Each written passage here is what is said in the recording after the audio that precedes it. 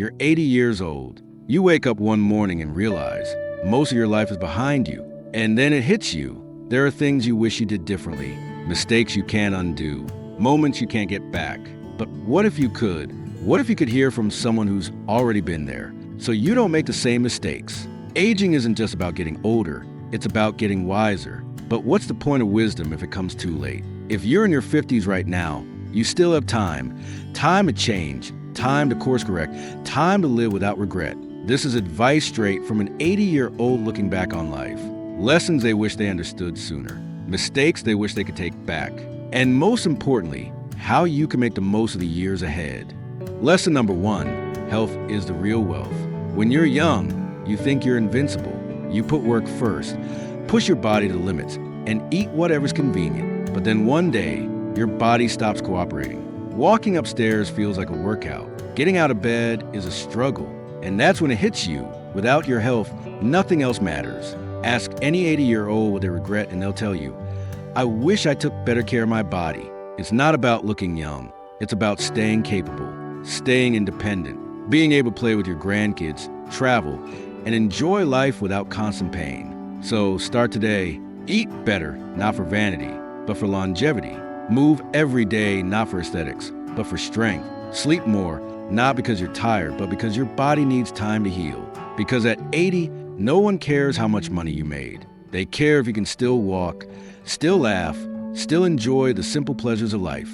And the reality is, your body gives you warning signs. The aches, the stiffness, the fatigue. They're signals, not just inconveniences. Ignoring them now means paying a much bigger price later. Listen to your body while you still have time to do something about it. Lesson number 2, stop waiting for someday. Here's the hard truth. Someday never comes. The dream vacation, the book you wanted to write, the hobby you wanted to learn, if you keep pushing it off, you'll blink and decades will be gone. So stop waiting for the perfect moment. It doesn't exist. The best time to start anything was 20 years ago. The second best time? Right now.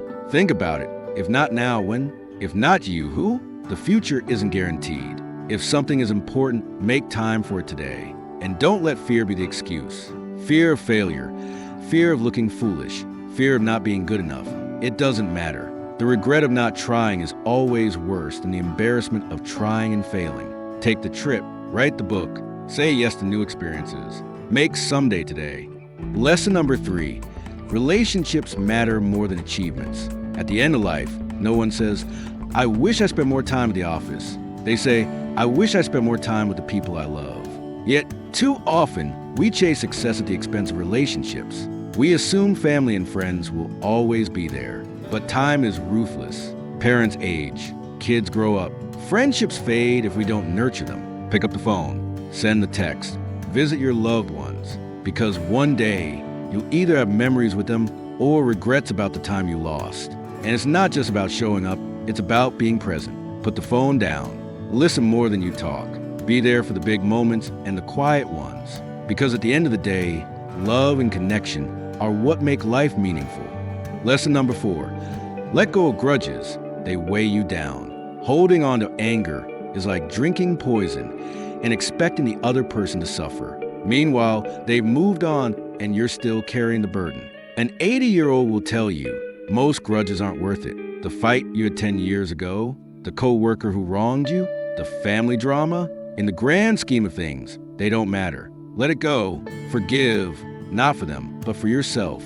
Life is too short to carry resentment. Choose peace over pride. And forgiveness doesn't mean you have to let toxic people back into your life. It means freeing yourself from the weight of resentment. It means making space for peace instead of bitterness.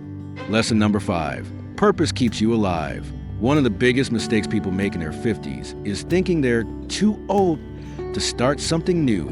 But here's the thing. Many people don't hit their prime until later in life. Colonel Sanders started KFC in his 60s. Grandma Moses began painting in her 70s. Nelson Mandela became president at 75. The moment you stop having goals, you start aging faster. So find something that excites you. Volunteer. Start a passion project. Learn something new. Your body may slow down, but your mind doesn't have to. Stay curious. Stay engaged. Stay alive. And remember, purpose isn't about success, it's about meaning. It's about feeling useful, staying engaged, and having something to look forward to every day. Whether it's a hobby, a cause, or a new career, find something that keeps you going. The one regret most 80-year-olds have. If you ask most 80-year-olds what their biggest regret is, it's not failing, it's not trying. They don't regret the mistakes. They regret the chances they didn't take. The "I wish I had" moments. The dreams they abandoned because they were too scared, too busy, or thought they had more time. Don't let that be you. Whatever is in your heart, do it. Say the words. Take the risk. Because one day, you'll wake up and your someday will be gone. So here's the truth. Life goes by faster than you think. You don't get a do-over. But if you're in your 50s, you still have time. Time to take care of your health. Time to repair relationships. Time to pursue your purpose. Time to live without regret. Because one day you'll be 80. And when that day comes, you'll either look back with gratitude or wish you had done things differently. The choice is yours. Make the most of your time. And if you want more life-changing wisdom, watch this next video.